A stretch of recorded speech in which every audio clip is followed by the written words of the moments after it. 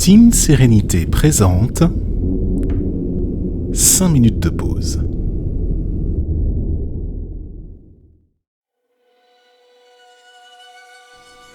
Installe-toi confortablement sur une chaise, un coussin de méditation ou allongé sur ton fauteuil ou sur ton lit. Prends une grande inspiration profonde par le nez en gonflant le ventre et expire lentement par la bouche pour apprécier une réponse essentielle à la question de comment venir à bout de la dépendance affective. La dépendance affective, c'est l'expression caractérisée de la blessure d'abandon, décrite et expliquée par l'auteur Louise Bourbeau. C'est l'expression énergétique de ton chakra du cœur à son paroxysme au détriment des autres. Car tu le sais, ce qui est en trop d'un côté traduit le manque de l'autre côté. C'est ton émotionnel qui est à cran lorsque tu te retrouves en situation de solitude, car l'altérité, c'est-à-dire la relation à l'autre d'un point de vue général, est devenue ton refuge affectif, et ce, quelle qu'en soit la raison.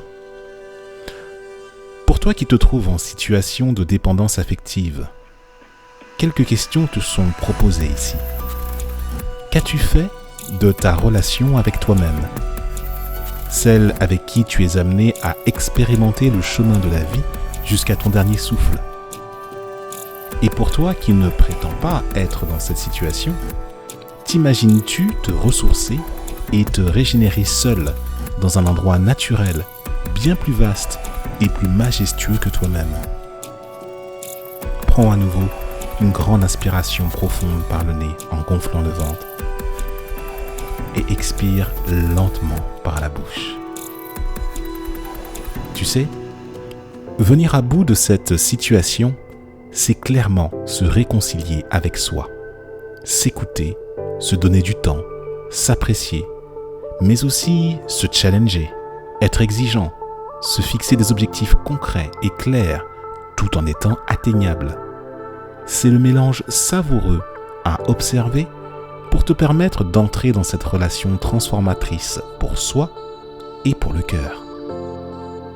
Il convient d'abord que tu acceptes cette situation, que tu ne la juges pas plus qu'elle ne le mérite et que tu marques la pause pour voir quel personnage tu incarnes dans le film de ta vie à l'heure actuelle. Ce personnage est-il épanoui? Est-il heureux? Est-il en joie?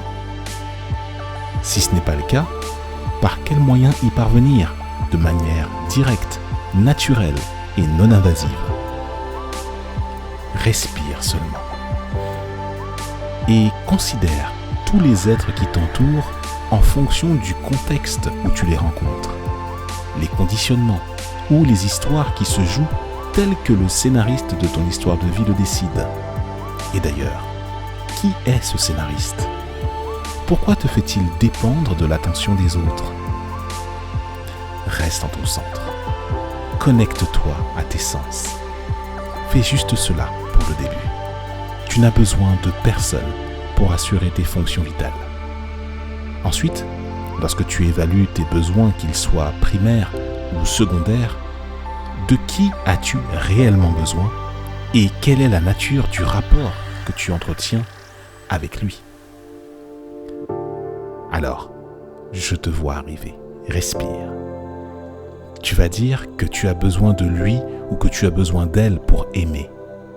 C'est une illusion projetée par les histoires que tu te crées et conditionnée par ces concepts que tu considères comme vrais. L'invitation à ce stade est de te faire cultiver la joie en allant explorer d'autres possibles dans d'autres conditionnements, en commençant par celui où tu décides d'être en paix. D'être en paix avec qui? D'être en paix avec toi-même. Car c'est avec toi-même que tu dois entretenir la meilleure relation possible, le plus d'amour possible, pour que la dépendance à l'autre baisse au fur et à mesure et que tu comprennes que pour aimer, pour apprécier, tout démarre, tout commence par toi-même. en ton cœur, en ton centre. Tu es invité à t'y relier dès que possible.